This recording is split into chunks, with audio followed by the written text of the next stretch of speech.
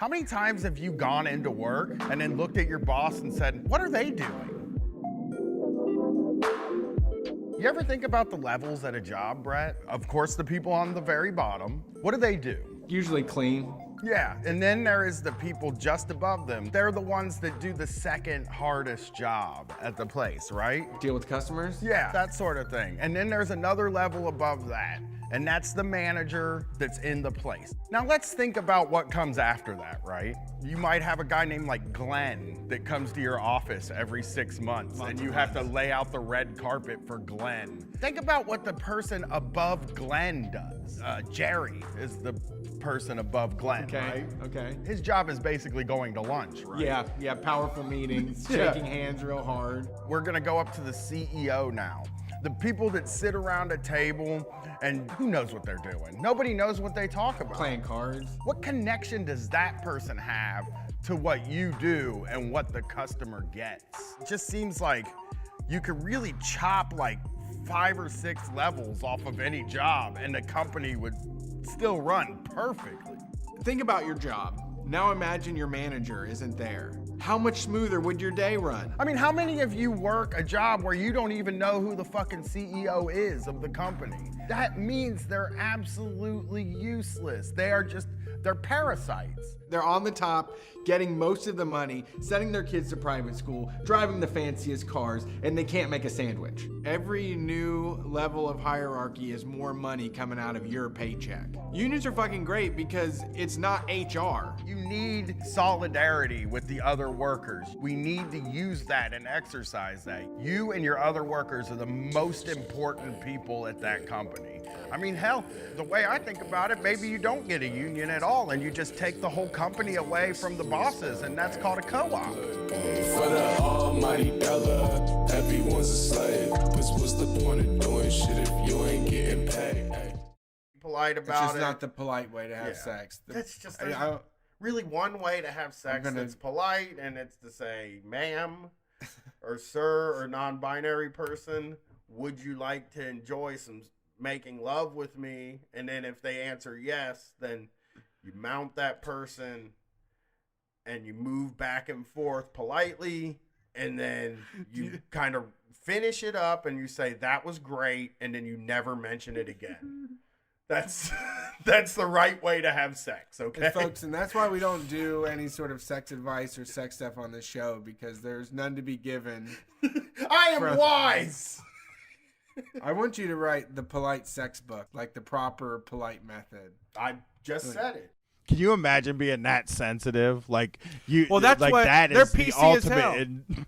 Hey, you know what? This is the freest goddamn country, and it's so free that if you don't stand up, you aren't a free person. And goddamn it, boy, if you don't stand up right now, you ain't free. Because you have the freedom to do whatever you want. But I'm telling you, I have the freedom to make you feel bad for doing the freedom. Just get up and say you love it. Just get up right now, Copernic. God damn it. It's so free that you can't do it. You have to. It's free because there's only one way to be. That's why it's free. So be that. Damn you. They don't have anything to live. I mean, their kids hate them. They don't have. I mean, all their money got stolen by banksters and shit. Healthcare's running through the fucking roof.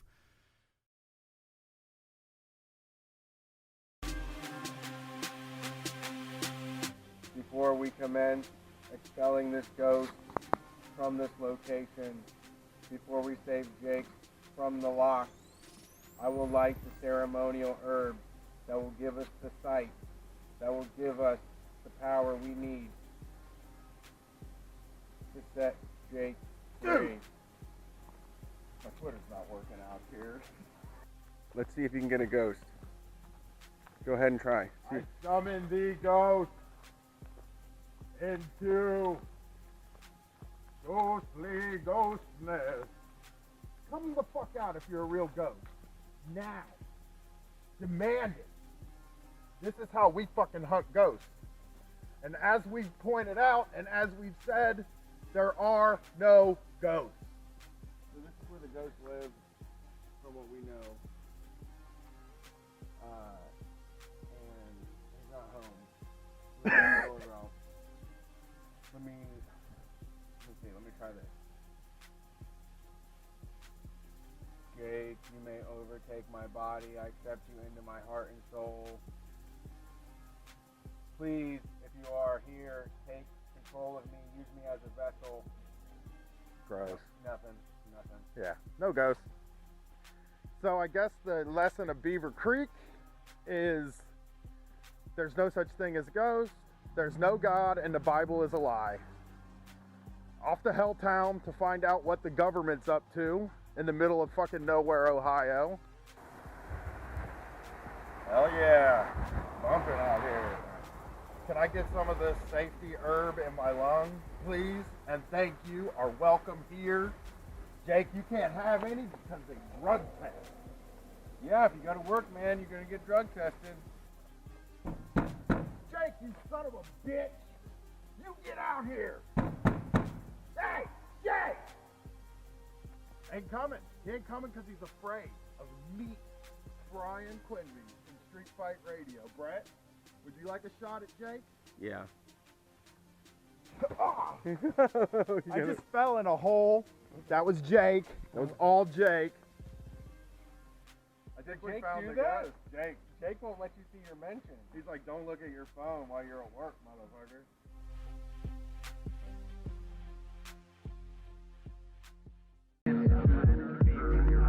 I mean, I tell you what, even the jobs that paid me nothing, like when I was first learning them, it was like, all right, I can do this. You just need somebody to get the plates and make them go from here to here. I can be the master of that. I was really into that, and I can do that. But after a while, it's like, you guys treat me like shit, and I get the plates from here to here every fucking time, and you talk down to me and shit. What's going on? Jesus, you're counting my lunches. Like, you're looking at what I'm eating. You're like figuring out when I'm going out to smoke. Like, all of a sudden, you're in my shit. But all you said you wanted from me was the plates to go from here to here, and I'm getting the plates from here to here. God, that was the most accurate representation of how I feel when I get a job. At first, I'm helpless. I'm a little baby. I'm sucking off the teat of the manager to tell me what I need to do. You know, I don't want to, my wings aren't fully formed yet. And then once I learn what I'm doing, I'm like, you know, y'all could treat me a lot better for this. I deserve a lot more for this. Wow, this is some bullshit right here. Now that you kicked me out of the nest and I'm flying through the sky and trying to flap my wings here, I don't think you're giving me enough. I don't like this You at didn't all. set me up right.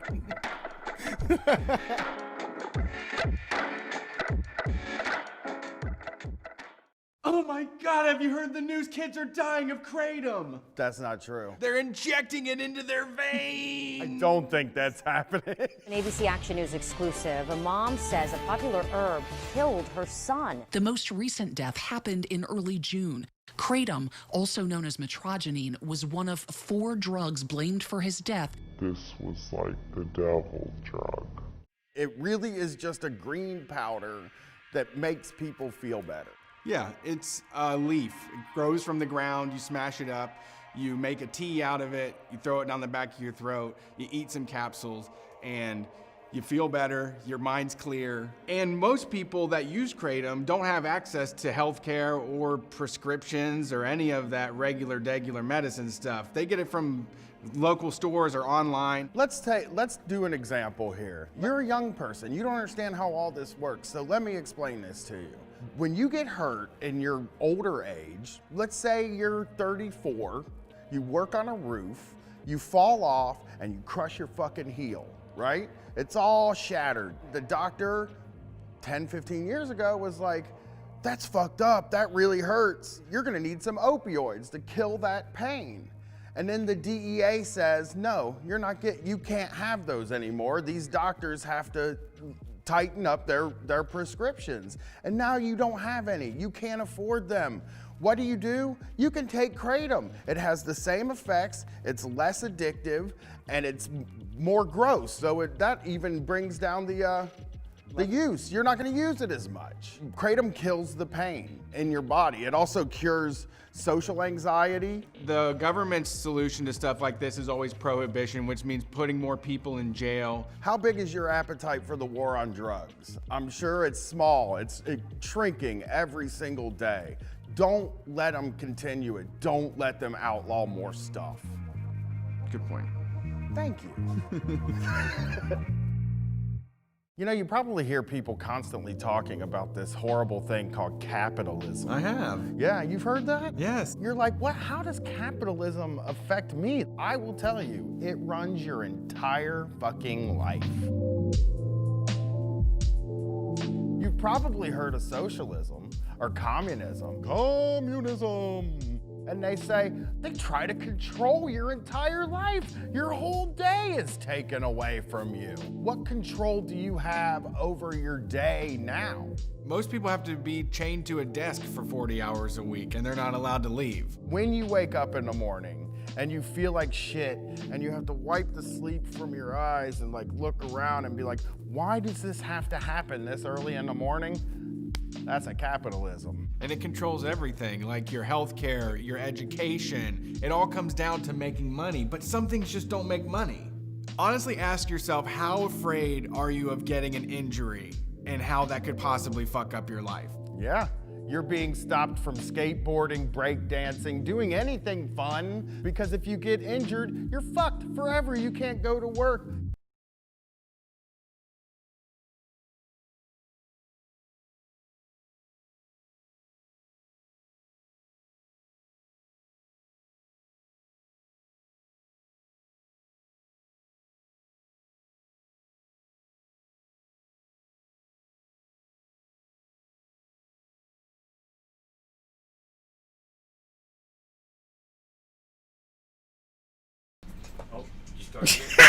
That guy is.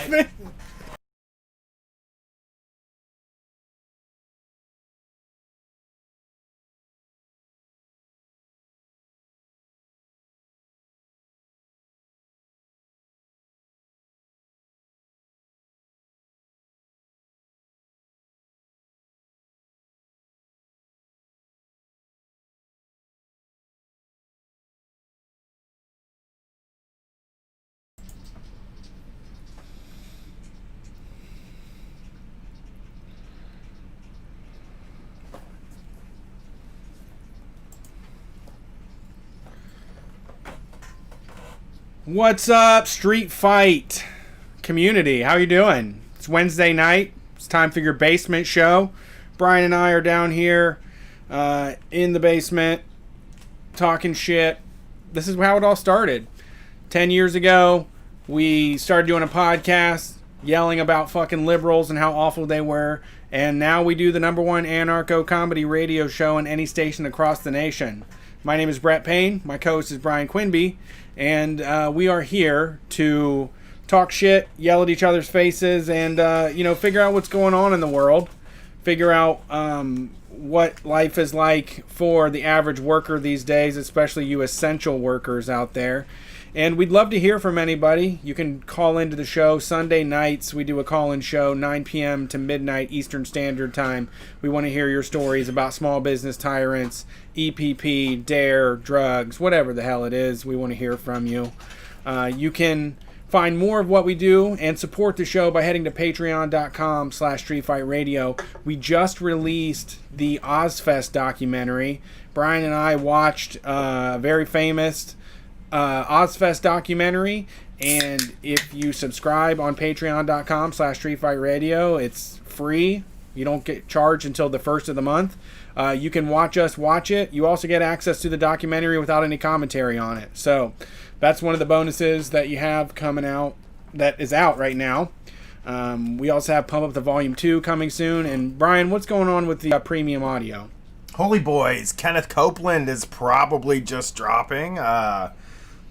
That's with Kevin, Protestant Wind on Twitter, host of La Wisconsin Insoumise podcast. They talk about metal and other stuff. He was very funny. And Kenneth Copeland's a wild one. He is a prosperity guy. He's the classic. Yeah, he's classically evil televangelist. One that, I really didn't know the name until you started investigating, and once I saw him, I was like, oh, I know this guy. I've seen plenty of clips of this guy exorcising demons out of people. Well, just as a little tease, Tom's Tom was tithed to Kenneth Copeland for about 2 years, his allowance when he was in school.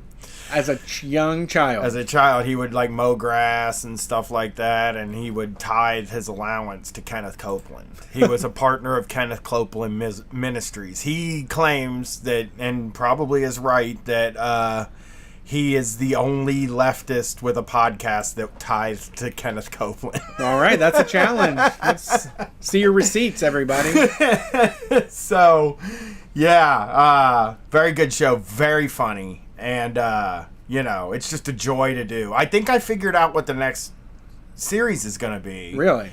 Yeah, I think we're going to we're going to do about 5 episodes on the hard rock heavy metal Grammy winners. Okay. Because, you know, not to plug my other shit, but on the POD cast, we took a look at those on the Whitey Ford Sings the Blues episode.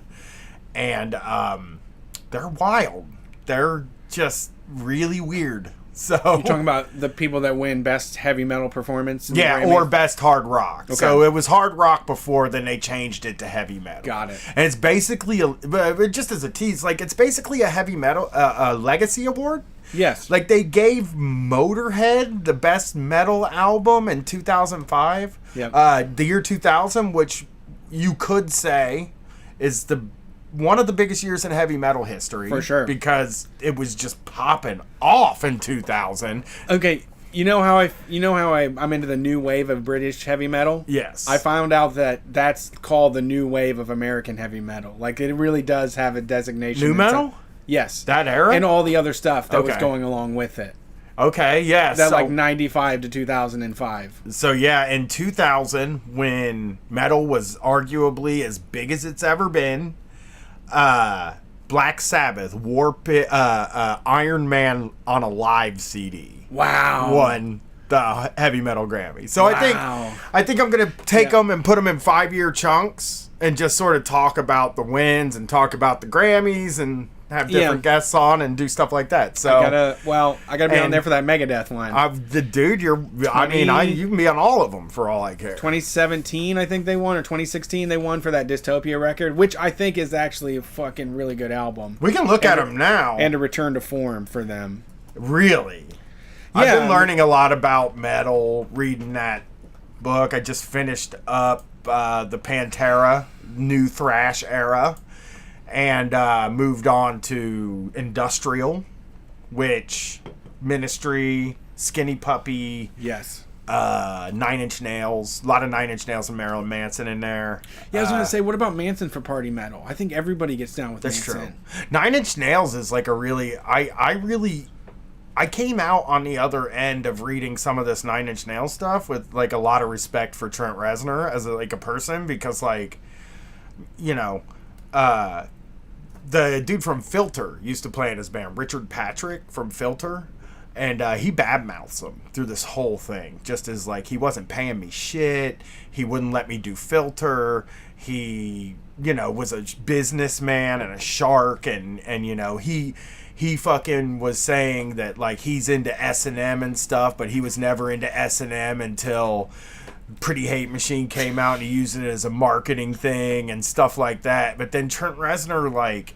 in the end is like, hey, I did like a lot of shitty things to a lot of people when I was starting out, and I feel bad for it all, and I wish I could take it back. Like, he repeatedly says that. Yeah. And he's like, I just didn't know what I was doing or who I was, and I got a lot of success very fast. And it's just like, well, I like respect that, man, because like I've seen the other side of that too with Phil Anselmo, who was kind of a prick and says, I don't apologize for any of it, you know? Yeah, he's more than a prick, not more than kinda. Yeah, he is awful. Yeah. I mean, these metal guys all brag about fighting and shit all the time. Like, they just love to talk about fighting, and he was that kind of guy too. And yeah, I mean, it's really just being young and stupid, macho, and then you get older and you're like, man, none of that was so dumb. Yeah. But and you don't realize what's fueling you, you know, that you're like, you're young and successful and you're trying to do something creative, but then you're also terrified that it's just gonna all go away. and the only thing that, like, there's people that are trying to touch what you're doing. Like, I've been reading a lot of the similar stuff, and it's like, once I can't let go of control of what we're doing. Yeah. You know? And a lot of those books, a few of those books I've read, they talk about when they work with, like, big producers, and when you decide to, like, just make a pop song and not do your thing anymore, and you hand it over. Yeah. And, like, not be yourself. So, like, I don't know that somebody, I don't trust that some PR company could come in and interview us and examine us and then create a better street fight, you know? Like, it's going to have to be what we say. And I'm not going to cut corners or change anything, you know, to make it nicer or to make it better for pop radio or whatever. Mainstream audiences or whatever. Like, if a mainstream audience grabs it, that's fucking great. But, like, I feel comfortable where I'm at. That's what Metallica did a lot of that too. I was reading in that book. James and Lars were both saying, like, they were like, I mean, everybody's going to come to us. They said, or they're just going to let us be ourselves, but we're not going to do what's popular. We're just going to stay with what works for us because we plan on having a paycheck beyond hair metal, you know? Yeah. But then they really did go all in on some of the commercial stuff there for a period of time. I mean, there was there were about 3 albums there where I was like, oof. Yeah, man. But they're good. But they're good albums. They're so I'm not saying they're not good. I'm just saying that, oof. It just, but also, like, with Metallica, you can watch the progression through the years, which is like, it actually does make sense if you look at it in that way. Like, if you listen to all the music, and that's what I found about listening to any band's, like, discography. I've been listening to a lot of Deftones lately, and their progression, you can hear it. Like, you can just hear, like, this album has pieces of what the next album's going to be. That album has pieces of what the next album's going to be. And but that's how you maintain a good artistry, though, is by doing what you want and by progressing. Yeah. Because Chuck Schuldiner from Death was the same exact way. Like, he was 17 and he started a band called fucking Death and tried to play music as fast and hard and as angry as possible. And then he's 20-some years old later and is like, I'm not this mad. I'm not this angry. I don't think this is me anymore. You know, and he progressed the sound to something that felt more comfortable. It's the same way Metallica did. Instead of just going with the one-hit wonder thing and tying yourself to a wave, you know. Like, I don't want to tie myself to a fad, you know. Yeah, that's how I feel, too. 1999, Metallica won with a song called Better Than You, which I don't think I've even ever heard. Do you know that song? What is it? Better Than You. By who? Metallica. 1999, that's the winner. They beat, with that song, Rob Zombie's Super Beast, 9 Inch Nails No. They beat, where's it at? Better Than You. Rammstein, Du Hast, Rage Against the Machine, No Shelter. Oh. So they beat Du Hast. It's like, get out of here. Yeah. You know? So I think it'll be fun to go through and kind of look at these things and make fun of it and make fun of how they figure this stuff out too. I think is really interesting. Like, I'll do some research and it'll be a good time. Yeah, I think. We got to give a shout out to the city of Minneapolis for regulating the fucking police right now too. They did, and then they also smashing in that building. Hey, solidarity with everybody that's out there fucking shit up. And I have to say, this is worth risking a COVID exposure for. Yeah, I saw a motherfucking guy on a horse getting high fives, and I was just like, fuck it, let it rock. This is what we're doing right now. I mean, it's what it is, though. COVID feels like risking your life, even though it's a very small percentage point. But that is what the going out in the streets needs to start becoming. Like, this is such a huge opportunity. So many disgruntled people. I really feel like we should gotta topple this shit. They killed the fuck out of that guy, and like, oh god, it was hard. I didn't watch it. I can't watch people get killed. I know it's George Floyd, and it was fucking really fucked up. And I was, I feel for the family. I feel for, obviously, Black Lives Matter. I'll say it. That's what I'll say. That's as good as I can do. But I think... Yeah, you should be out there. I mean, if you're in Minneapolis and you aren't a risk. You should be out there throwing fucking bricks through cop cars with everybody else. And Columbus should be doing the same thing. Every city should be. I consider going to Minneapolis. I feel like I could throw my shit in a car and just go, but I also don't have any money right now. But maybe when I get paid, if it's still going on, I will jump in a car and go. I really fucked up my money this month again, that's a story for another day. It's what I do. So in other news today, actually, you know what? We're going to keep going in the COVID direction, I guess, because I have other stuff to do at the end of the show, or for the most of the show. Wait, what? I have more news about like COVID too. So I have stuff for the rest of the. Well, most of the show will not be that. Don't act like I'm gonna do. Too much COVID. Specifically went and looked for stuff. I'm tired of it too. I gotta tell you, I'm tired of it too. But it's still in the news. I think it's important to point out that it's still in the news. And it's a constant sticking point of like, it's so easy to point out how stupid the organization is, you know, but it just gets tiring. I think once you hear this story, you're going to be more into my mind. it. I think you're going to change your mind on this one. Because this is late breaking news on the way in, maybe a bit local for Columbus, Ohio, but I think you'll all get it. I think you're all going to get it, and here we go. Columbus developer Preferred Living has placed a 30 by 60 foot American flag along with a banner with a quote about liberty from Benjamin Franklin on its Lux 88 apartment complex on Henderson Road in the northwest side. The flag and banner are in support of employees who have been classified as non-essential during the coronavirus shutdowns, which that's not. Wait, what? Even nobody's been classified as that. They've been laid off. I mean, if anybody classified anybody as non-essential, it was the bosses. Actually, not the government didn't actually do that. But that was the words coming from the Preferred Living spokesperson. So I go back over that. The flag and banner are in support of employees who have been classified as non-essential during the coronavirus shutdown, said Preferred Living spokeswoman Mindy Greer. How big is this flag? It's huge, dude.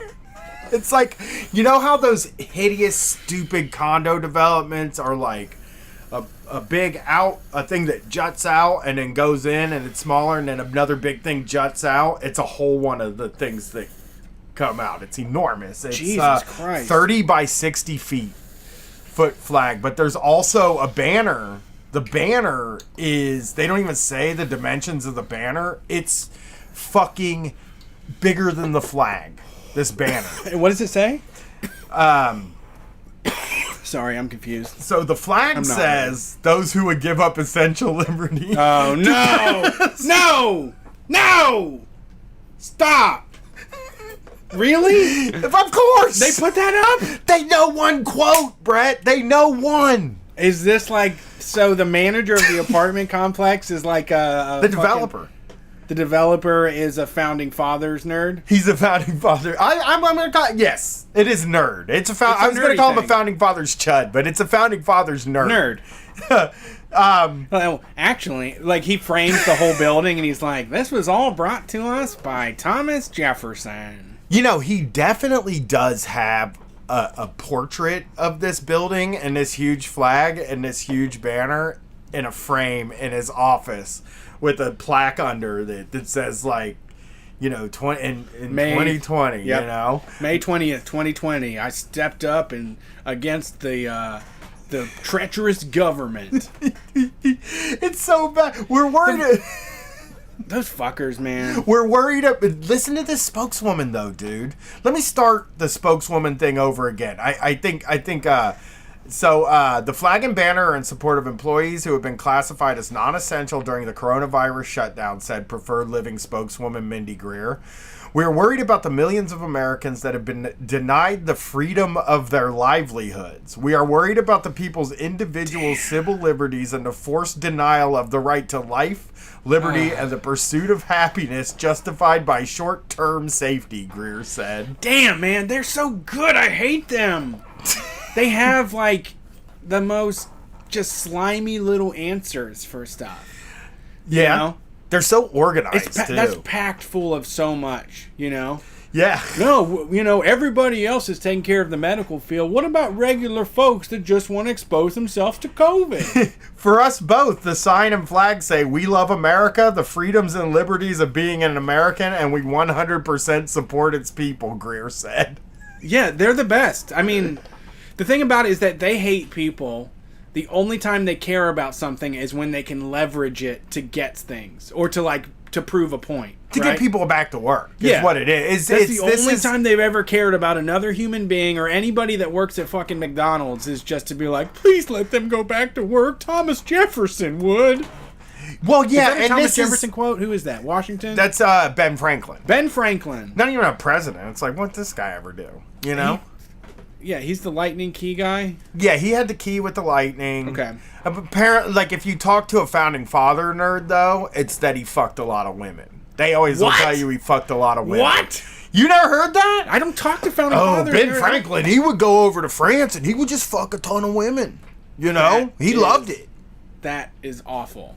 That's what I know I know a few founding father nerds, but you know, I usually draw from my father-in-law, who is an enormous founding father nerd. He reads like every book about them. Not every book, like not any books that say anything negative about them. Right, he reads every new Bill O'Reilly book about the founding fathers. Every book written by like a 45-year-old white guy that thinks that they were the, you know, kings of everything, right? You know?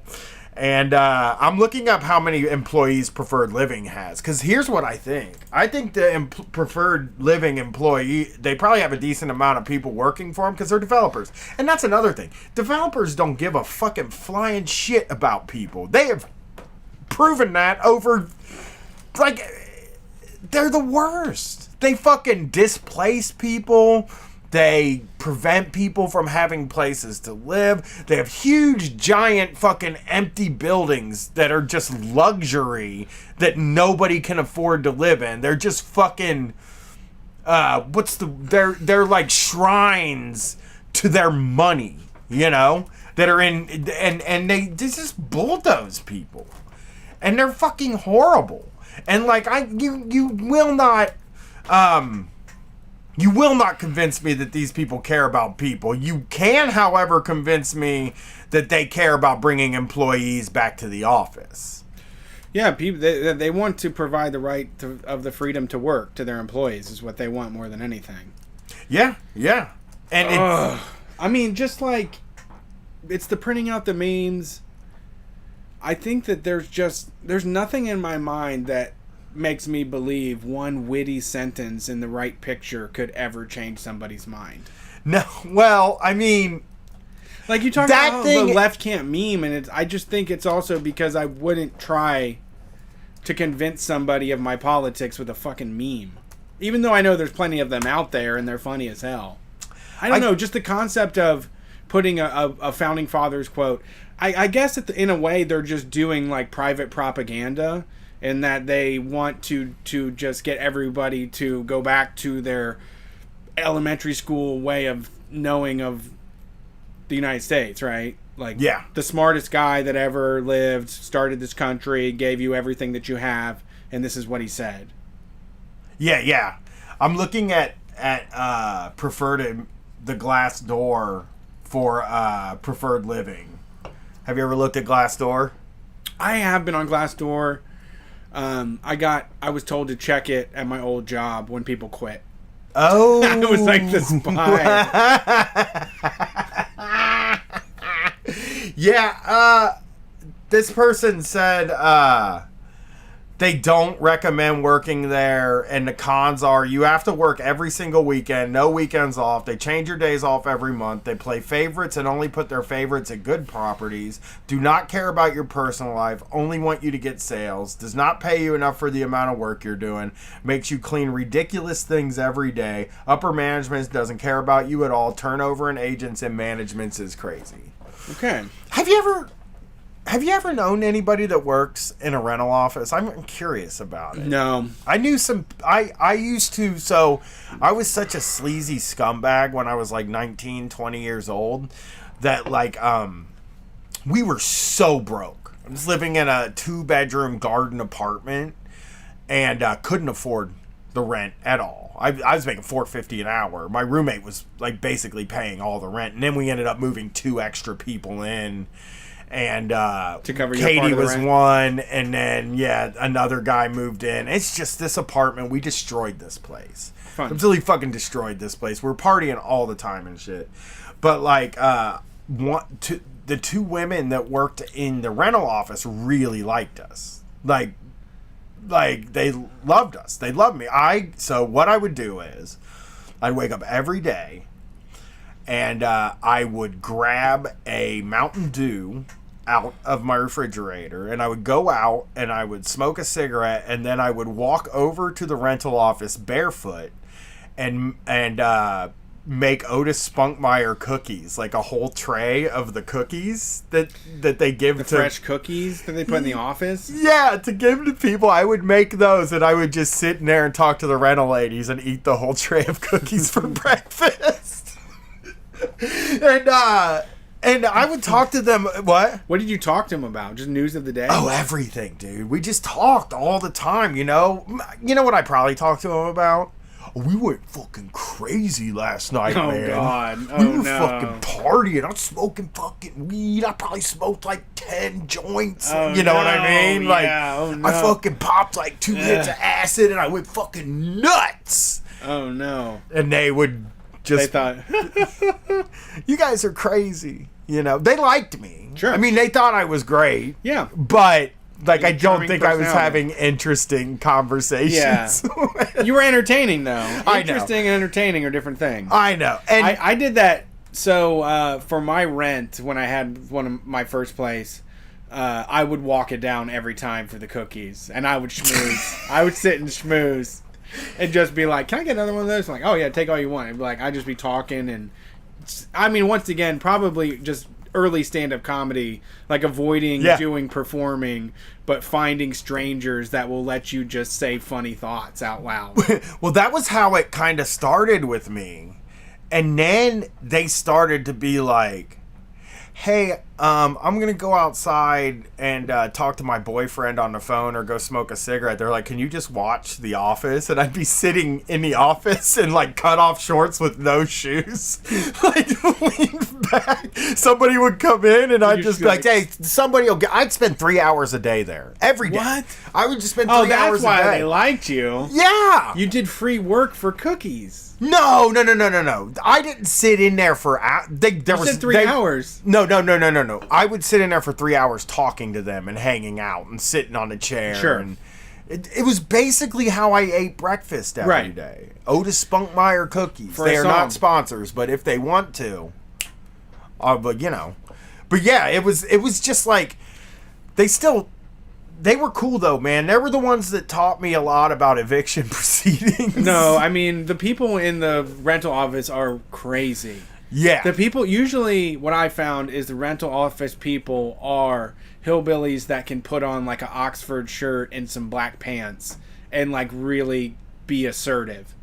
Like that's one thing that I actually had above like a lot of working people was that my parents were so proud and ignorant and taught me to like never feel bad about myself in public like fucking rednecks do. Yeah. So like when I put on a fucking dress shirt and slacks, I can walk into one of those environments with all those like quivering fucking people that came up in like soft households and just start telling people what to do.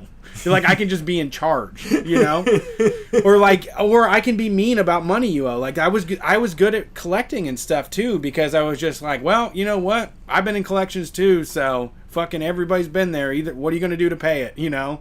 Yeah. I don't know. I just feel like the people at the desk at the rental office could beat everybody's ass. Like they're the real security of the place. Yeah. I feel like there's real street knowledge in there. Oh yeah. I mean, I would love to if you've ever worked at managing a property, I'd love to get a call on Sunday because I've never talked to somebody about the job, you know. I probably talked most of the time. I mean, you know, we would have conversations, but you know, I was probably doing 90% of the time. Yeah. I will say that like I wasn't like I wasn't annoying. I know I wasn't annoying. Sure. Because they would come over after they were off work and hang out at the apartment. And nice. Shit, you know, it was a really fun apartment. I mean, when those 19-year-old dude apartments, especially if you're like an 18-year-old woman and you've never hung out with like a real adult person, and as long as it's dark out too. Yeah, when it's dark out, it doesn't seem that crazy, but when the lights come on during the day, you're like, this is shameful. Yeah. But if you're getting shuffled into one of those places after 9 p.m., it's fucking golden. Yeah, 18-year-old dude houses or 19-year-old dude apartment is always something else. I mean, they call it hot couch on Chapo, but I'm gonna tell you the fucking truth, dude. We didn't even really like have a couch. We had a Garth Brooks t-shirt that was on a hanger and it was hung up on a wall.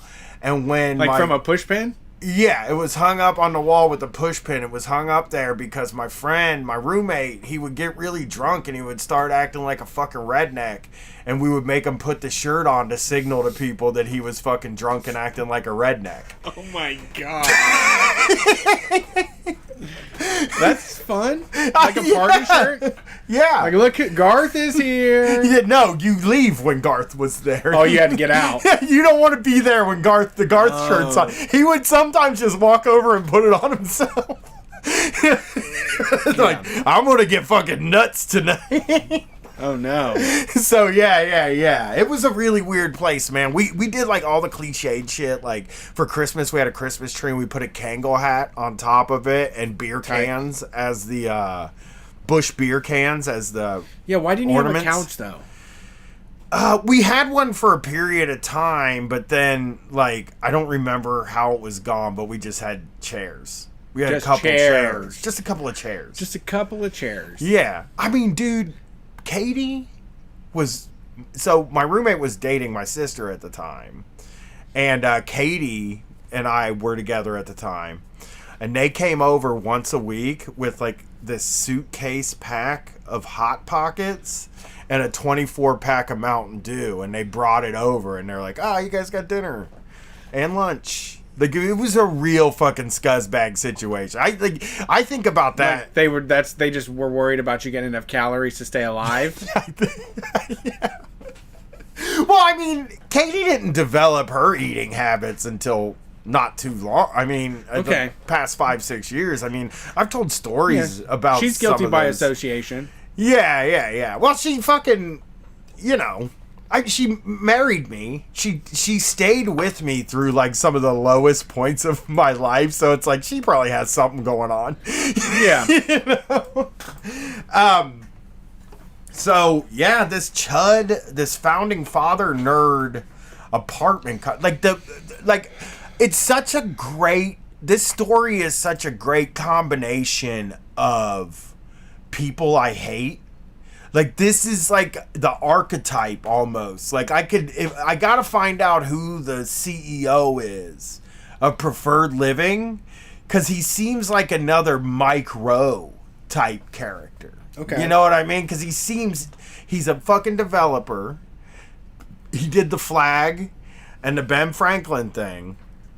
And my guess is, if we could somehow get in contact with people that know him, we would get a lot of fucking stories about how horrible he is to work with. Yeah. He sounds terrible. But yeah, and like basically from what I'm seeing is all the people are like, it's high turnover, which means it's a hell job. Yeah, just working you can't for put them up is with it. hellish. Yeah.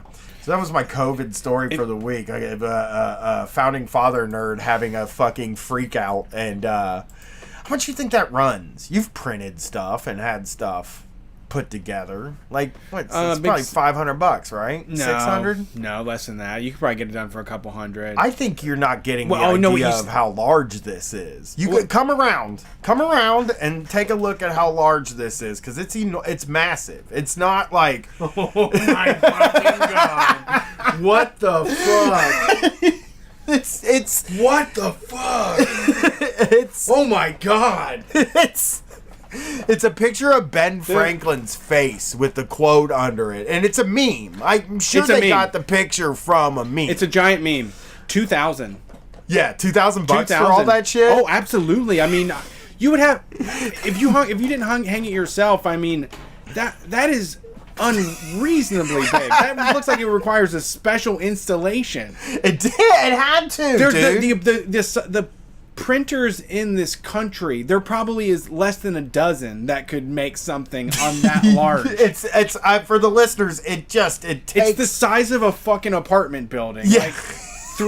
Like how many apartment windows wide? 3 or 4? I would say there are 4 apartment windows. So we're talking like maybe not 4 apartments. We're talking 2 apartments wide. Yes. On the outside of the building, where there's also some like kind of, they go past the windows too. It said 60 feet long, 30 feet across, right? The flag is 30 by 60 feet. Okay. The American flag that they hung up. But the Benjamin Franklin thing is undoubtedly bigger. I don't even know how they got a fucking high-res picture big enough to make that thing. The DPI on that is outrageous. It's wider than the flag. Yeah. So if the flag is 30 feet wide, that picture is 40 to 50 feet wide. I would say 50. I'm going to lean toward a 50 feet wide picture. It might just be a square 50 by 50. If it came from Instagram, if it's just a square meme, it's a 50 by 50 foot fucking meme that someone put on the... I didn't know that. You sent me another one. Didn't you send me another one? No. Oh, I must have just glanced at it. There was another one. No, there's one on Indianola. What? So there, I'm gonna do this. I'm gonna do the investigative journalism on this. I can't tell you what it is right now. I'm gonna make sure I'm right. There is a big sign, a yard sign that's probably 6 feet wide by 4 feet long that has Constitution script. Yeah, it has some sort of message on it. I thought that's the one you were talking about. No. Okay. This is up in off of Henderson. So. Yeah. So it's right over here by your house. What's going on in your neighborhood, dude? People going bonkers out here. They want their rights back. I mean, my neighborhood is be socially distant. Yeah, they're into those people are more into convincing themselves. They're kind of like Steve Jobs types that think that you can hack biology. Yeah, and are like, no, I'm just going to hang out with my friends socially distanced while our kids hug each other and grab ass. Yeah, my so I have this new issue that's come up. I guess we can move to sort of landlord talk. This tangentially relates to the landlord stuff. My wife and my daughter, they want one of those fucking redneck pools because they didn't open the pool in my neighborhood this year, right. And they can't open it. Like, it's now to a point where, I guess you got to fill it, and then it takes 30 days before you can swim in it. Really? No way. It's something like that. It's some weird thing that's been talked about. I know they sent an email out, and they were just like, by the time we got it filled and everything was set up, then it would be so late that we would just have to close the fucking thing anyway. So we're just not going to open it this year. Okay. And this. So you're looking at an Intex. What? The pool? Yeah. So, well, let me just say, this is the major tragedy of my life right now. Everybody I know wants to be a redneck in my world, at home, sort of thing. My brother, my sister, some of the neighbors and stuff. This is the talk of the town. This pool not open. Oh, gotcha. I mean, they know that you're not supposed to go swim. They know that you shouldn't go. But they're still going to do it. Well, no, I don't think they were even going to do it. Katie has this idea where they're like, maybe we can just let people go by alphabet. I mean, they're just desperate for the pool. Desperate for it. It's been 90 degrees the past few days. Very hot. Pool's tight. I hate the pool. I don't swim. I don't swim. I make myself do it and I like it, but I'm so miserable in the pool. So those pools, the Intex, bro. I don't know. I sold them. I used to work at the toy store. You'd have lots of proud families coming in. Some papa that looked just like you, throwing that thing on his shoulder, like, "Oh no, we don't need a cart. I'll carry this out." I mean, it's an enormous pool. It's huge. And so I'm trying. First of all, it's a good deal though. I bet my wife. They're $200. Yeah. From what I can tell. You can get up to a 1,500, which never happening. But my landlord's never gonna let me have one of those, dude. I rent. Yeah, don't live a beaten down life, man. Tell your landlord what you're about to fucking do. It doesn't work like that. You don't know until you try. Well, that's what Punk Katie's trying to pull off, right? So my brother now, he goes out and he buys a pool for the yard. An Intex? No. Like a big ass. Well, okay, we're talking about like those blue pools that have like a bulge outside. Yes. With like a big inflatable ring, right? And they also have a filter. Those pools have a filter. You got to shock them and shit too, probably. You probably got to do all the stuff, right? So my brother. But that would be good for you. No. Yes, it would, because you have you have a required amount of complaining that you need to do to feel comfortable.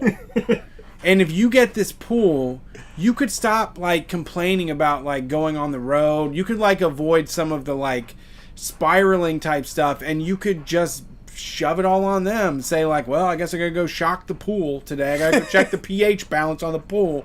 Like you know, that would be like fuel for you for the whole summer. It is like such a like every dad I've ever known that got a pool, it like really fucking improved their life. Like not improved it, but it was just like they get in there, they get their little testing kit, they like shake them up and they hold them up to the sun, and then they're fucking throwing shock in it, they're throwing all kinds of shit in it. It's a very stupid thing to be proud of. That's what it provides for like, you know, like I'm looking for I'm looking for like least amount of effort, most amount of impact. And like, you know, houseplants are really big in my house, and all I do is just like walk by them for like 2 minutes a day and like see who needs help. Yeah, but a pool is like 45 minutes. Yeah, you know. Yeah, you gotta do the scooping. You don't have to mow or anything. Yeah, so. And they don't have the vacuum. The hillbilly pools I'm talking about, you don't have to vacuum them. Right. Which which is the other reason I'm not getting one.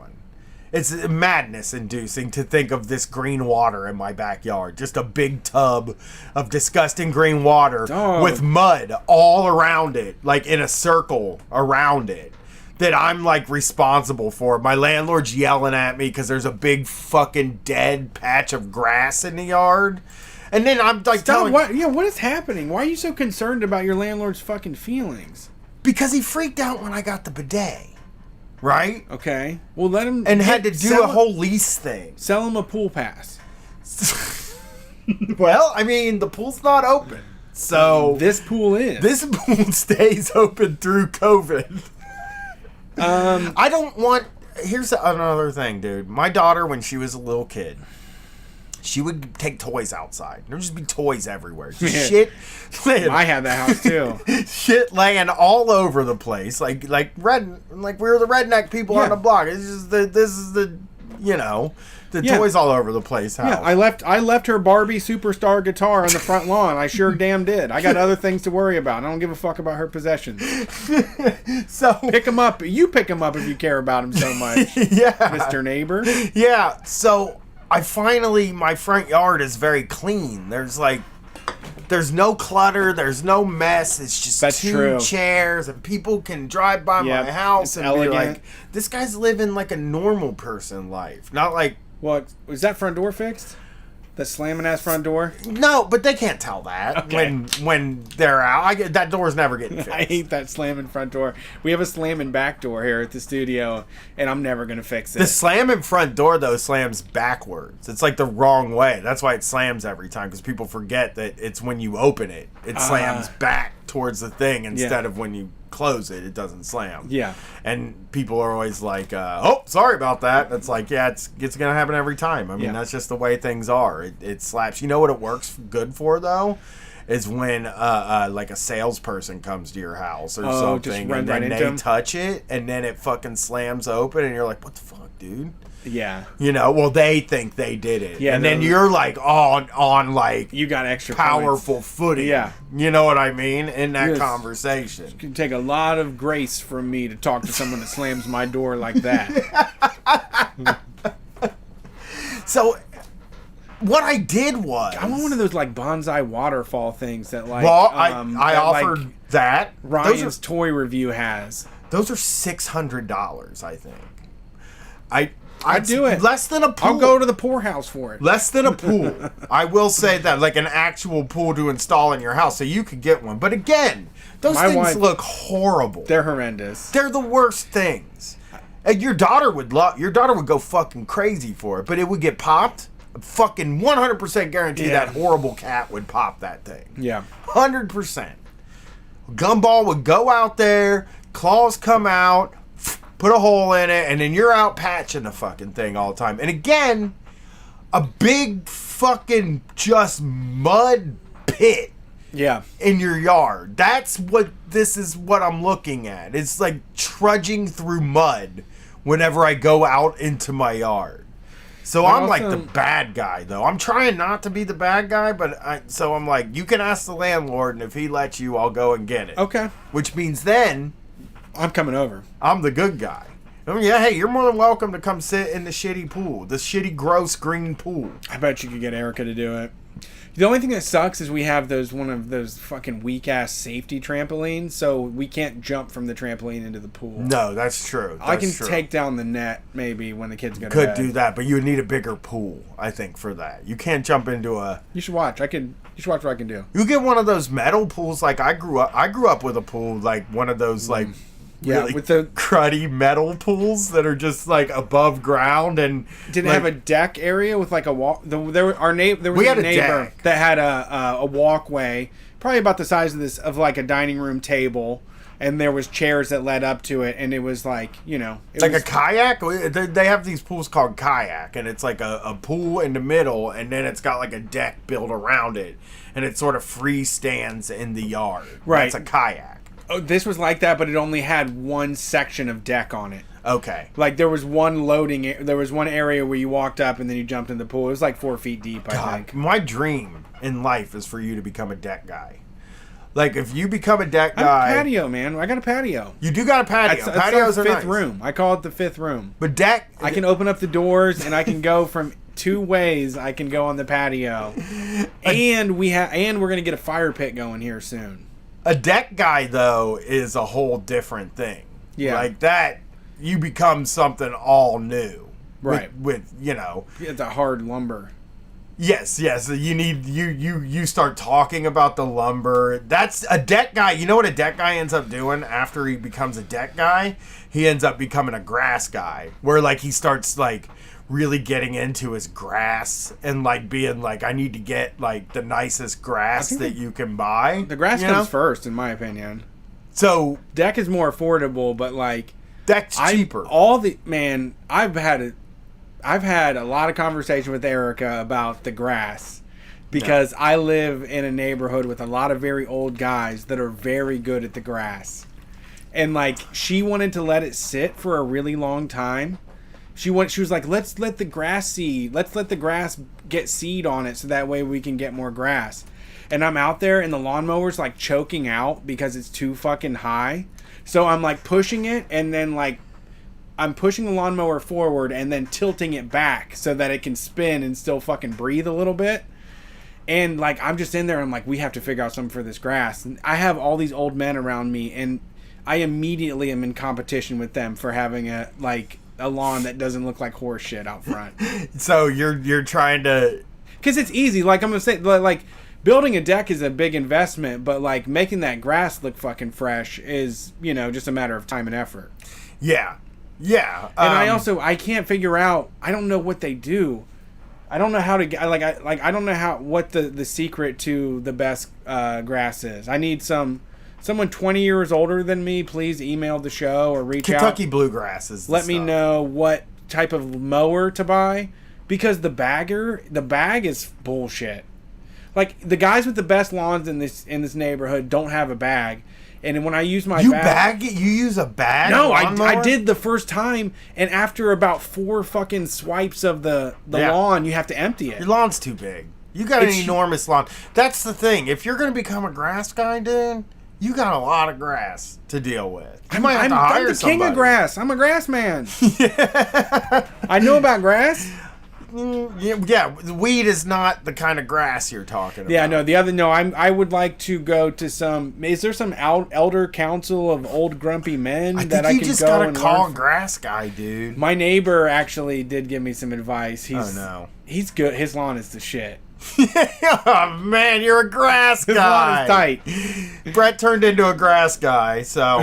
But he saw me out there struggling with the mower when it was choking out and was like, "You got to put that in the highest settings, man." He's like, "You're not gonna be able to go low until you get a couple of long cuts in." How often are you cutting the grass? Once a week. Once a week? I like it. I really do. Okay. I do.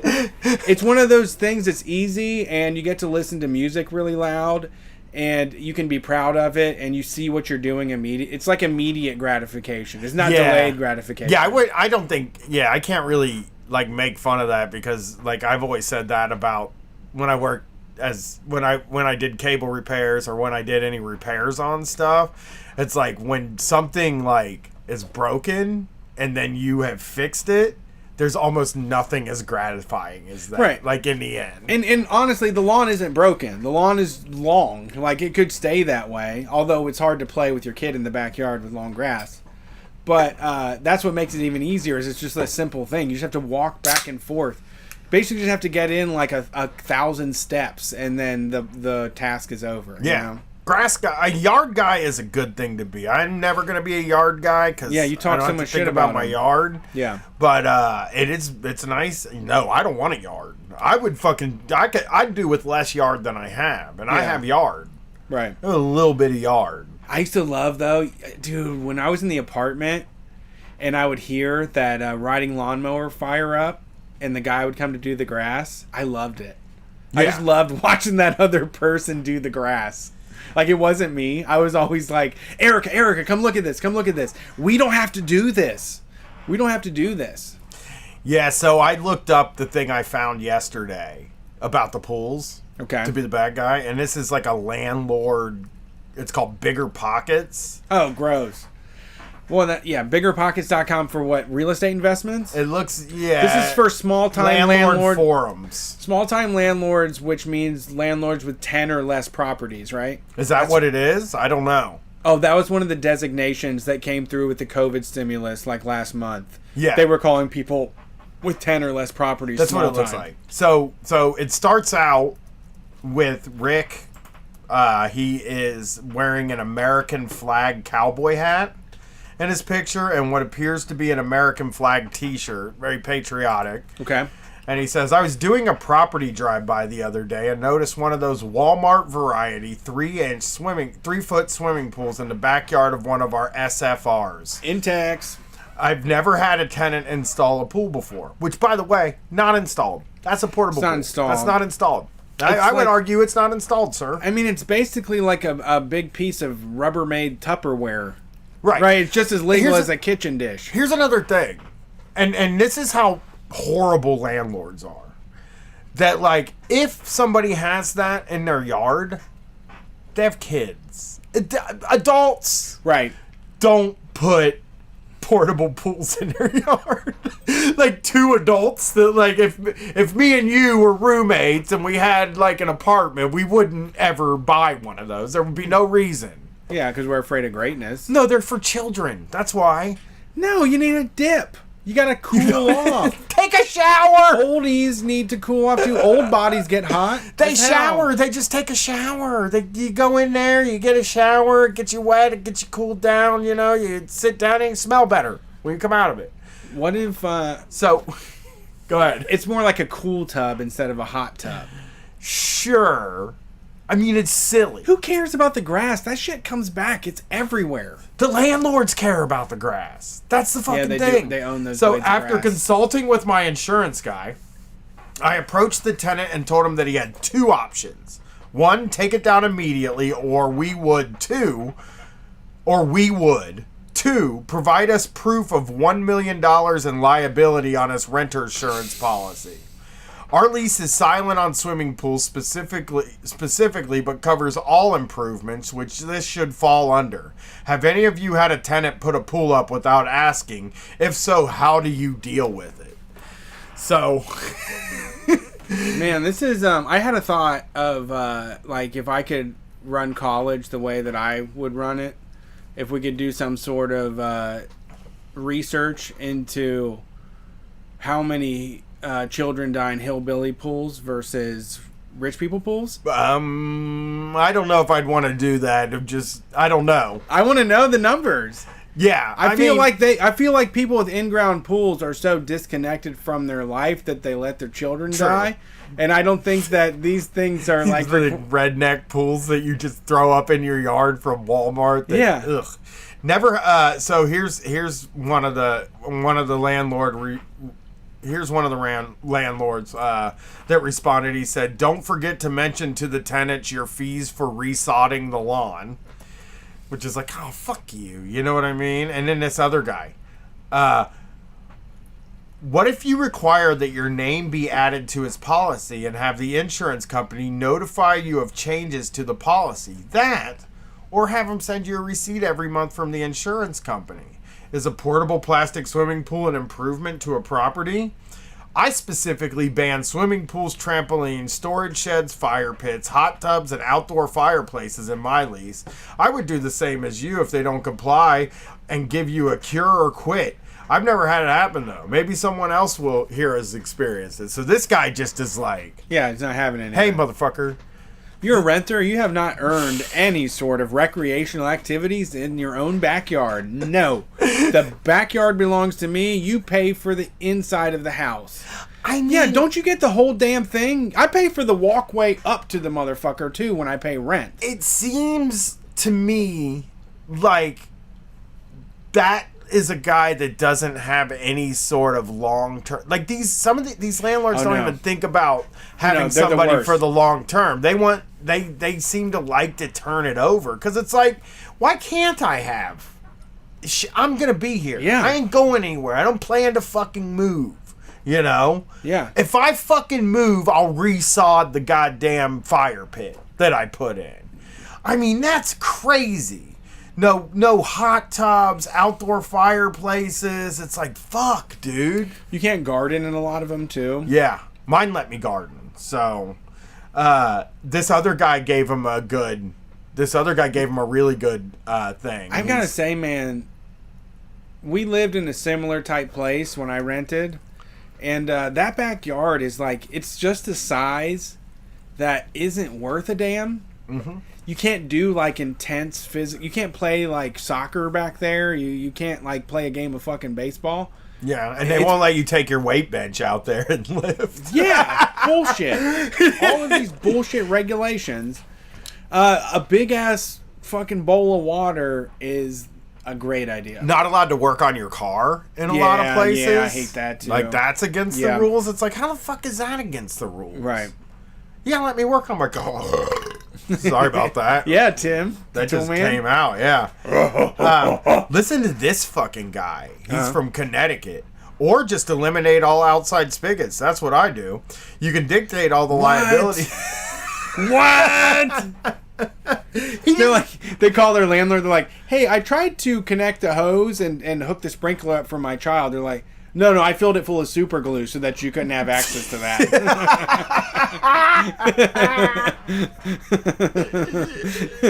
What the fuck? I fucking hate them. Cruel. I know. You just like, I mean, these people are in a way, they just want to be like mommies and daddies. They just seem to me so paternal. Really, not even. I know. They're not even mommies. Like mommies would be. Moms take care of you. This is all daddy shit. This is all paternalistic horseshit. When they're like, you can't trust them with an open spigot on the outside. They'll run the water bill all the way up. But they pay the fucking water bill. They do. Yeah, this is my domicile. Yeah. You get money for this. God. You stay out of it. Don't do a drive-by. Don't do a little fucking check-see on me. I know. Do the drive-by. Imagine you just filled up your Intex 3-foot-tall pool and you're sinking in with like a gin Ricky and stuff. You got your sunglasses on. You got a little floater. And then your landlord comes by with his fucking head hanging out the window and you just spill your drink all over your chest and you're like, fuck, I'm in trouble. Yeah, as soon as the landlord's knocking on the door. It's fucking American flag cowboy hat. Yeah. With a shirt that says like "We the People" on it, grunt style on the sleeve. You're just like, fuck. Right. Now I gotta talk to this fucking guy.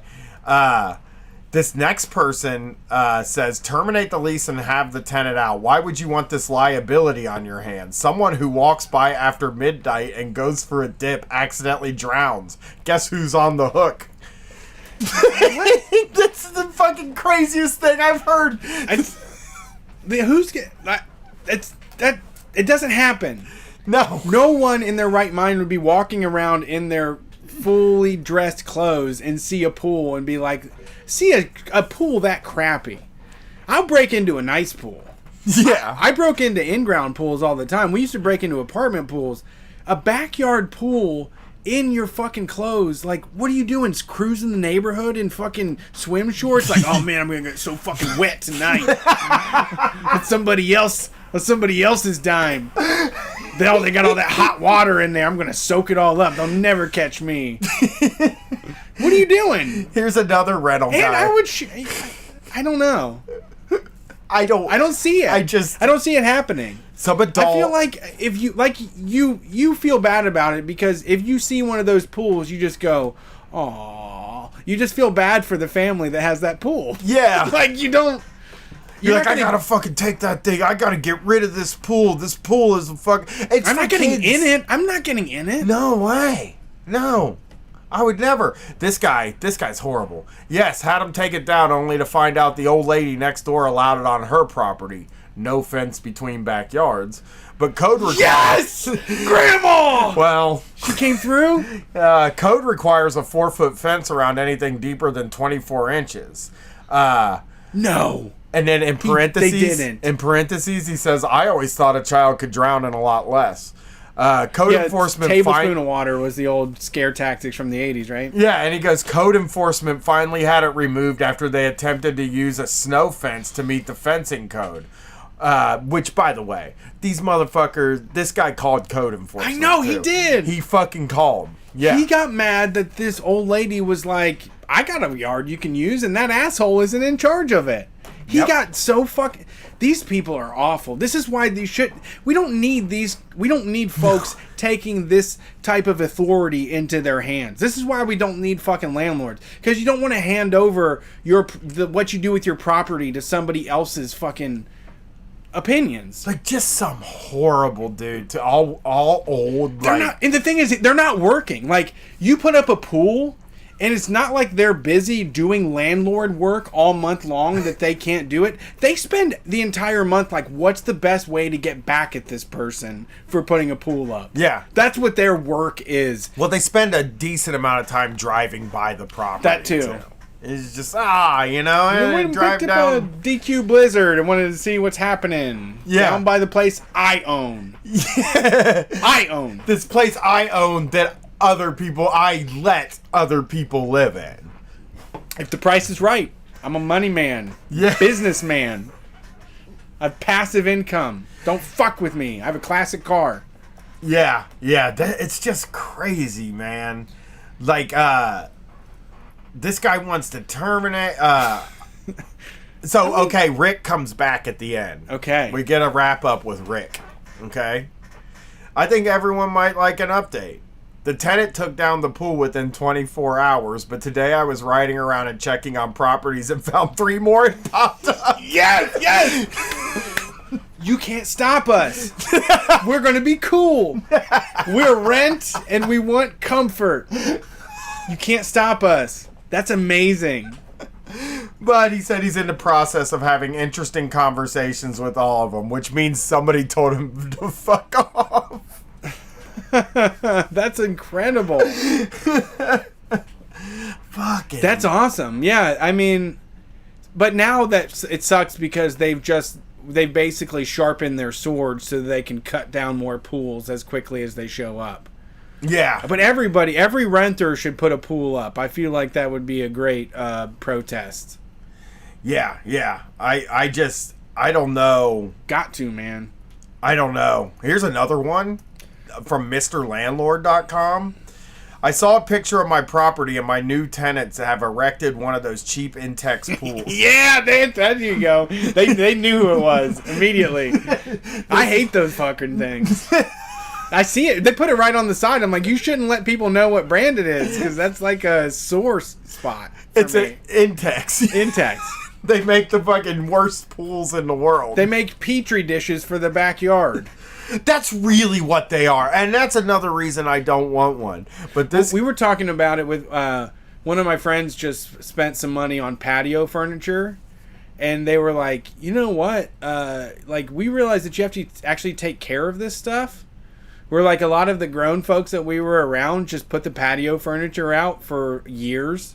Like they never brought it in when like it was a blizzard or when it was 95 degrees out and like, bleached the shit out of the wicker and fucked up all of everything. Like that destroys it. Like you have to take care of that stuff. No, yeah, and I had a grill. That's why I don't have a grill. When I bought the trampoline, I found out that during the winter you're supposed to pull all the springs out and the pad is supposed to be folded up and brought like inside. Oh, I would never do that. I'm going to do that because of maintenance and stuff. I mean, well, I think you should. I wouldn't. But those fucking pools are the same exact thing. Like, you know, we were talking about getting excited about shocking it, but I never met, like, I swam in more green pools than I did, like, perfectly, like, shocked pools. Yeah, you guys want to come over swimming? Well, it's a little green, but, you know, we can get in there and slide on the floor. Don't go under. Yeah. Don't go under. Just everybody can stay above, and we can shoot squirt guns and stuff. It'll be fun.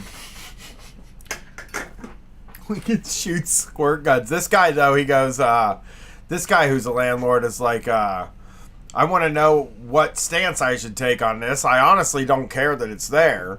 Go with that. Go with that. Go back home, fire up your favorite movie, eat your favorite food, and never think about that pool again. You had it. You had peace within your grasp. But I'm afraid that if I don't you put your big butt in it. But I'm afraid that if I don't say something, it sets a bad precedent for the remainder of the lease. Why?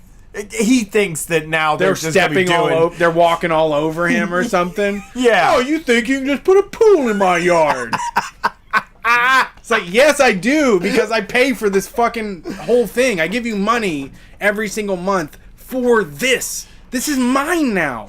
Like, I'm renting it from you or whatever it is, but like, yeah, I'm doing with it what I want. I don't see why I should have to ask you. They see it like a hotel. Yeah, exactly. And this is it's the same thing with like the Airbnb, how they expect to get a return on their investment. It's like you rented a place to somebody and then all of a sudden they put a 20-foot wide brown spot in the yard. Yeah. A 20-foot wide diameter like circle in the yard. That's part of getting in the rental business. You're not doing anything else, right? Yeah. Like that's just part of the risk. That's it. Yeah. It's part of the risk. Right. If I put money on the stock market and lost it, I would know that's because the nature of the business. That's also the nature of business of handing over your stuff to somebody else. They're not going to return it in the same condition. You're also not you're not their dad. You know? You're not their pappy. You don't get to decide what the fuck they do. And when he says sets a bad precedent for the remainder of the lease, it's like he's talking about painting and shit like that. But the fucking real thing here is, if you paint, I mean, I think everybody that rents knows that if they paint, they have to repaint before they leave. Or never get the deposit. Or don't get the deposit back. But, you know, most renters don't paint, though. I mean, people who rent... My wife. I know. She's a powerful force. Yeah. She does not like those eggshell walls. No. She does not like a light cream interior. She gotta get in there and paint? Yep. Gotta paint the whole fucking thing. It's crazy. I know, it's so much time and effort. Yeah, like I like it. I mean, afterwards it is nice because when you live in apartments forever and everything is gray and white and beige and you go to your bedroom and it's like green, that feels like this is mine. You know, I actually decided what this was going to look like in here. Oh, I've never had that feeling before. Everything's always been beige and brown and I didn't do it either. She introduced me to the concept. Yeah. She started just painting the walls and I was like, woo, you're going to get in trouble.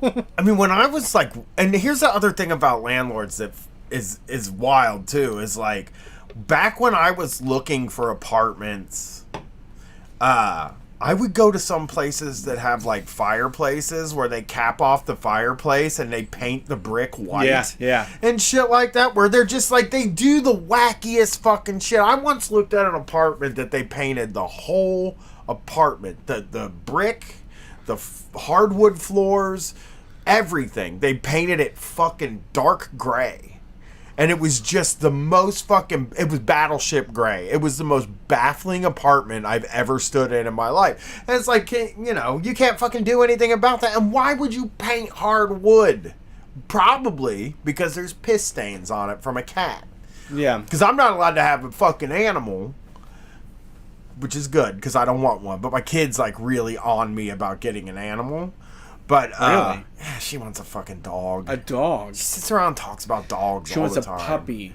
Yeah, that's Figure what out how to well, we know. Get her into some sort of like pet rescue. Already talked about that. She's not Already into it? had that conversation where it's like you could like walk people's dog as a job and get to know the dogs, and Yeah. you have like a nice little relationship with the dogs. And she was like, "That's not the same." I don't think anybody under 30 should have a dog. I'm not afraid to say that, but like I had a dog when I was a kid. It was a terrible idea. I don't think that like unless you have enough money and enough space and enough time, you should not be fucking with those I don't things. want one. I've already said I live in a city anyway. I like shouldn't have one. You can have a little baby dog. Maybe a little small one would Yeah. be okay.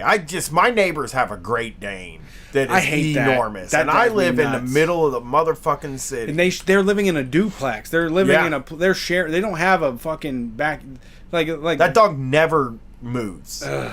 How far could it actually ever go? You know? I don't know why. I don't know. I have two neighbors that have enormous dogs, like horse dogs. Yeah. I call them. But, you know, I mean, people like having dogs. They like having dogs. Yeah, I understand. I get it. You know, but I made the same mistake. I did. I had a dog when I was 20 years old and had to give it to my parents for them to take care of it. Yeah, I just couldn't. I didn't have enough money in savings when like shots needed to happen. Yeah, and that's shit the like thing. that. Or like when they got to go to the doctor, or like even there's just been times in my life where I couldn't get my own fucking food. You're right, exactly. You know? Yeah, like I'm sorry, I'm trying. Like if I get a loaf of bread, I'm going to eat that. I'm not going to give it to the dog. Well, I guess before we get out of here, I was going to play Joe Biden farting. That's a good one. But my computer locked up. Oh, man. So I don't know if OBS is going to work. I rebooted, rebooted so we can see if we can get it going. You got your headphones plugged in, right? Yes. Let's do a fucking autopsy of Joe Biden's fart. Let me know if you can see my screen in OBS, and we'll know if we can do it. Yeah, I see your screen. All right. So this was in an interview today. I think so. Yes, I see it. Show notes, right? Yep. Okay, so this was in an interview today. Joe Biden was talking to some nerd with like some nerd with a suit on. It's like leather patch at elbows, jacket guy. He's like sitting in front of like a wall of books, basically. That kind of he's on a fucking Zoom asshole. call. He's got like a. Here, I have lots of books. He's got a gray goatee. He looks like. I mean, he looks at a certain time. You know, he looks like a nerd in like the authoritarian type way. He looks like he's supposed to be smart and well read and all that stuff.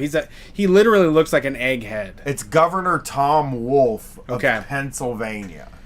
So I don't know what Joe Biden's just having one of his conversations. Joe Biden is... you know what I was just about to do? Joe Biden is, for those that don't know, he's the Democratic nominee for president. Some people don't know. Yeah, that's those true. lucky people that don't pay attention to politics. Do you don't think give there's a fuck. people... I mean, that's true, though, because I didn't know it was Bush versus Gore until the controversy, till Hanging Chads. I mean, This is like, that was when I found out that there was an election and it was Bush versus Gore. Joe Biden, I mean, like, even though there's a lot of content for us to scoop up and, like, go over with the gaffes, like, he still has not been proactive enough. He's been gone for 2 months. Exactly. He made his first appearance in 2 months the other day in a mask, and then Trump, like, roasted him for it. Well, he said he wasn't going to make fun of him while he made fun of him. Right. You know? Yeah, I mean, he really has been pretty absent compared to what I would expect in this day and age when, you know, you can be available 24/7 online. Well, I think, like, honestly, it's like a smart move for him. Sure. Because I understand every it. single thing, I mean, we had the Charlemagne interview happen between, after we recorded the basement show last week, and that was crazy. That was like, I can't believe he fucking said. I mean, here's the thing. I can believe he said what he said because he's an older white dude that is in politics and like is a relatively comfortable guy. He lives a very comfortable life. So like you can understand that, and nobody ever tells him he's wrong. Nobody ever is like, Joe, dog, you're wrong and you're dumb and the things you say are crazy. You know, the corn pop story was wild. And so I can believe he said it. I think the thing that happened that shocked me was the people that then defended him. Yeah, in a way outrageous. that was like, they hold stand-up comedians more accountable than the guy that's running for president of the United States. You know, they fucking hold Joe Rogan more accountable than Joe Biden. You know? Yeah. I mean, well, oh man. Well, we don't talk about this a lot. Like, I mean, we don't. I'm not trying to instruct people like on black culture or anything like that. We're not ever like trying to go out there and explain this type of stuff. But like, that was such an insane moment to me because it's like Joe Biden was using Charlemagne in a way that like a white guy that says the N-word in front of a black person to just like steamroll him. I mean, he was really just saying like, I'm going to say this out loud and proud. You ain't black if you ain't voting for me in front of Charlemagne because like he can pat me on the back and like that counts as like a sort of like they co-sign it, you know? Yeah. Like it's a way, it's such a weird thing. And I mean, Joe Biden's weird stories, you know, maybe it sounds like he spent some time in black neighborhoods and stuff, but like as a white person, you just never in your life ever convince yourself that you know the black experience. Yeah, you're always a visitor. Like it comes back to we got in a fight with this with our friends about Post Malone because that Post Malone Nirvana thing came out, and everybody that sent it to me, like I ignored them until they bothered me to watch it, and then I was like, I fucking hate that guy. I hate Post Malone because he talks shit about hip hop as being like a worthless music that's only about partying and has no depth to it. And that he doesn't go to hip hop, he goes to country music and all these other things. And like, I don't know. I just think that like the wokeness has gotten to a point where some people are so confident that they know the black experience. And as long as you accept that you never will, you're going to be okay. Yeah. Because he stepped over the line. Like once you say shit like that, you are just totally not relevant, you know, to me. I guess you just don't really like know. I guess like you can tell me that you understand like these kind of politics and stuff like that. You can tell me that you have people's best interest in heart, but I can't imagine that you're listening to people if you're talking like that. You know what I mean? Like I can't imagine. I can read a million books. I can take could get a black history degree, and I still could ever say that I'm confident telling people what or isn't blackness. You know? Yeah. Like that's just such an old stupid thing. Like I don't. It's just so irrelevant. Also sounds like you're not like having a dialogue. No. You know what I mean? Because a guy like this, it's a Joe catchphrase. Biden wasn't. Well, and Joe Biden wasn't having a dialogue with Charlemagne. He was talking at Charlemagne. Right. He was doing politics. He was talking at a guy, and to try to get credibility with the streets or whatever that is. Yeah, that's all it was, and that's fucking. I mean, that's what these politicians all do. You know? Yeah. And it's crazy. So anyway, back to now. He's just had a week. This guy's just had a fucking. He's never done anything good. There's no highlight video where he came through and really wowed us. There is no fucking Joe Biden supporter out there that has something to stand on to say this is our next president. He hasn't been courageous in any part of his fucking life. Right.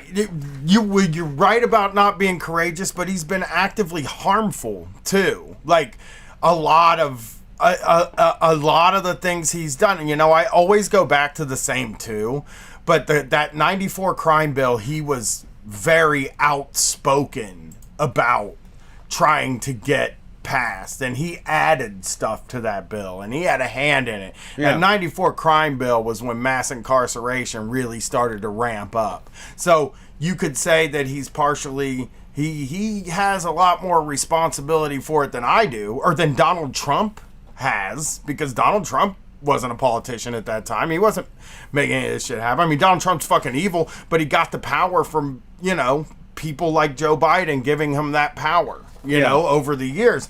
And Joe Biden has also, he is always in favor of escalating the war on drugs. He still believes that marijuana is a gateway drug. He made it incredibly difficult for working people to declare bankruptcy, while it's still extremely easy for corporations to declare bankruptcy, you know? Yeah. And like, this guy, when I have conversations with people now and they say, well, I know he's not good, but he's better than Trump. Like I would say that the people in the room with him would handle a crisis maybe in a better way than Donald Trump has, right? But like, I don't have a lot of faith that Joe Biden isn't as evil as Donald Trump. He has done incredibly evil shit, and he's done it for, you know, since the fucking 80s. And he's not offering anything. He's not offering shit. And they can say, is he going to make concessions to the left? Is he going to make concessions to the Bernie voters? And he can say that he's going to. He's not going to. He lies a lot. Like, I watched like 2 debates, right? And the last debate I watched was the one with just him and Bernie Sanders debating. And he fucking stood there and lied the whole time. And then we can talk about even the Wisconsin primary, where we watched him push to make that primary happen. We watched him and other people say this primary needs to happen. The very next day, he said, I can't believe they had that primary. They put people's lives at risk, you know? Yeah. And people died voting in that primary.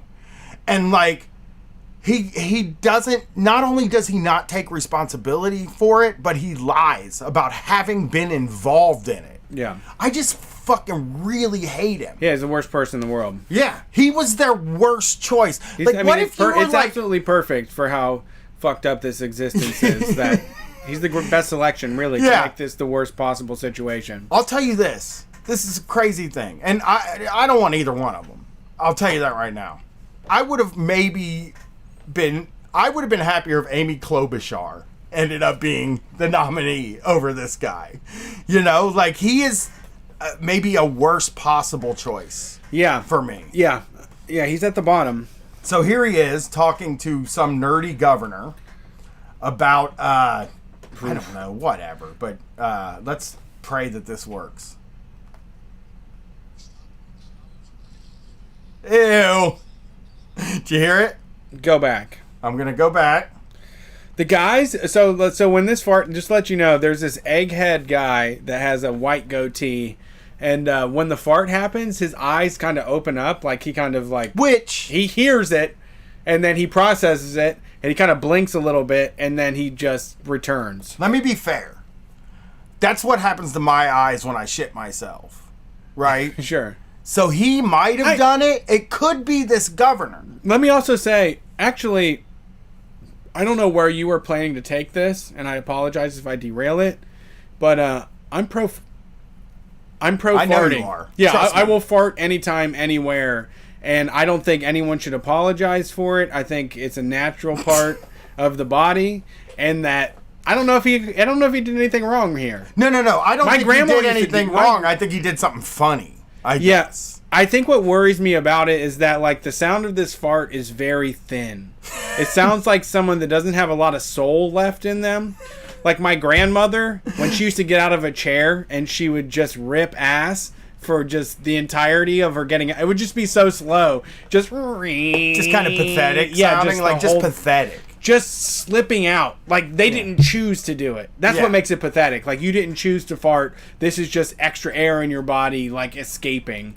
From this coughing. I mean, I'm very sensitive about it. I don't want people to hear me doing it. Really, ever. You're not proud of it? And when I'm on mic, I don't fart when I'm on mic on doing a podcast because the room can be so quiet and the mic picks them up like in this, and I just am like, too nervous let's fucking be smooth here. Let's try not to have a loud boy, and like my wife, very early on, she has a friend that's very hoity-toity, and that is very accomplished, well-to-do person, dual income, no kids, just crushing it, traveling the world, doing all that stuff, and playing board games with them. And I just like ripped the hugest fart and laughed about it. And then Erica was like, yeah, he doesn't feel bad about that. I don't. I really don't. Yeah, everybody's I welcome it from it's not just for me. I'm not being selfish about it. No, I've never had you say, "Hey, man, why are you doing that?" Yeah. And we have to share hotel rooms and shit for weeks at a time, so he hears it. I'm just saying that like my nightmare is somebody hearing me fart. Yeah, like publicly. I guess you're right. I mean, if I'm on the TV and I'm doing an interview, that's not the time that I would want to openly put a funny one out there. Just drop a funny here. But I used to listen. You remember fart CDs? Yeah, I love 40 minutes, just wall to wall. Yeah, they would play like, and they had different names for them. Like the Air Biscuit was one of them. You're making me want to play some. I want to get a fart CD. I mean, I could get it up on. No, YouTube. not for the show. This is for my own enjoyment. This is for me. I'm gonna put it in. You can get that for free. I just realized that. What? Fart compilations are probably all over YouTube. Yeah, you can probably just get the fart CD I bought for like $18 when I was a kid from the used CD store. At the end, they had all the songs. Like they would do Yankee Doodle. Oh yeah, I know. Or like row, row, row your boat. But they fucking Smoke on the Water was a good one. They would do. Yeah. This is like a perfect one. Let's see how Joe did. All right, here we go.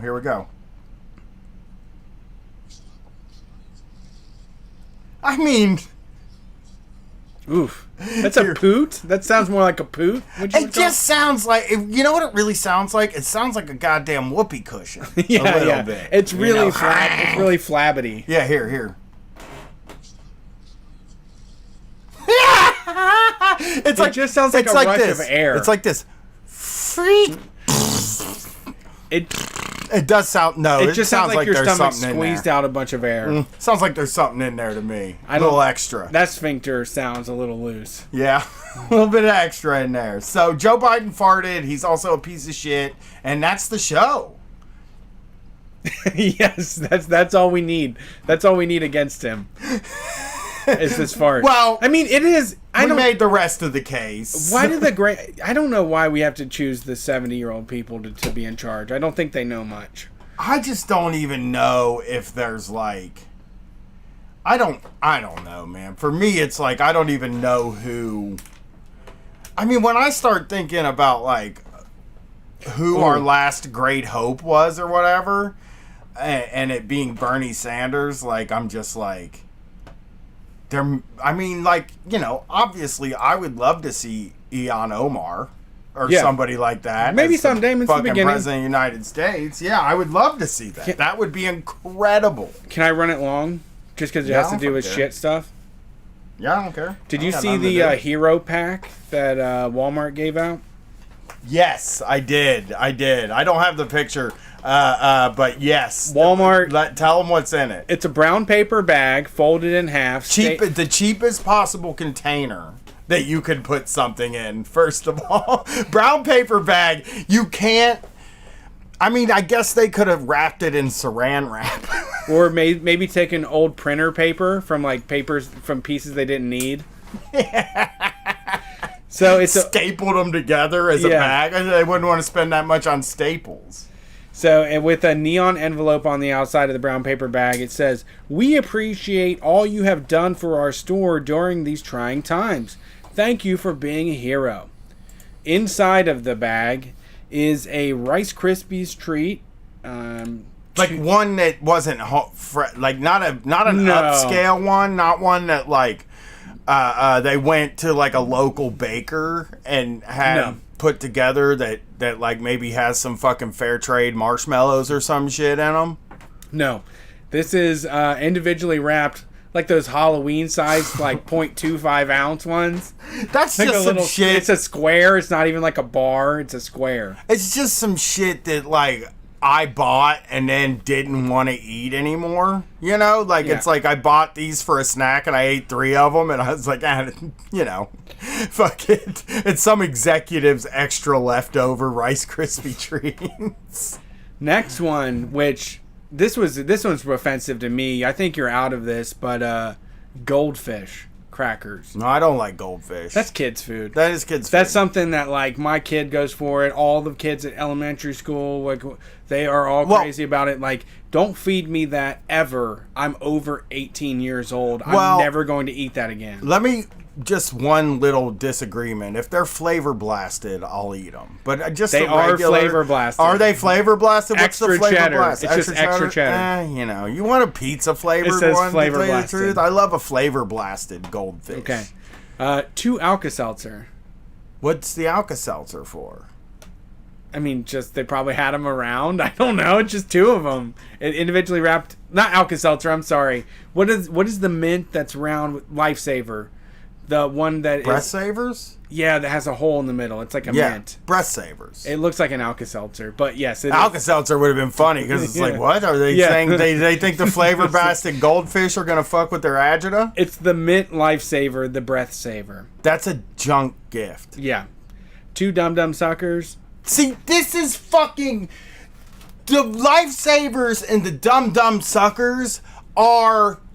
This has to be the general manager or like one of the shift managers. Yeah. Put this together. Yeah. Has to be. This cannot be what they gave out. 3 Tootsie Rolls. I love those things. Don't shut up. Nobody wants 3 Tootsie Rolls ever. The nice thing about them handing out 3 Tootsie Rolls is that everybody on shift, I'm like, I'll take those Tootsie Rolls. If you're just going to throw them out the window, I want those. Well, these things are just going to melt in, like, cars. Yeah. And then, you know, there's 2 packs of Smarties. The worst candy That's all ever. the worst candies. They shouldn't make it anymore. 1 Lemonhead. Ooh, 1. I wonder if they could. 1 Lemonhead. This is like the cheapest Halloween gift bag. It's probably all out of the same bag. It's like probably those big bags. No, it's those big the bags. Yeah, because this is all stuff that would be in one of those big Halloween mix bags that you can hand out. Because Dum Dums are shit. You know, Tootsie Rolls are shit. You also get and this is just an abomination against creation.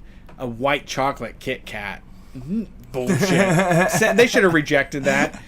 No, that should have never made it past the market research. Oh, I've been seeing whoever was in the market research for the white Kit Kat and said, I think this is a wonderful idea. Excommunicate them. Check them out. They have a birthday cake Kit Kat now. No. That I've been looking at. No. I just go by it and I look. You're making it worse. But I haven't eaten it yet. Does it have sprinkles it's got the fun. It's like sprinkly with white. The funfetti. It's got white icing. Yes. On it, and it's got sprinkles inside the white icing. So the gift of all of this, the tangible item that you can keep longer than 2 Breath Savers or 3 Tootsie Rolls, is a koozie. Oh, God. It's a Walmart koozie, and on the side of it says, "We keep rolling," and it has a picture of a roll of toilet paper.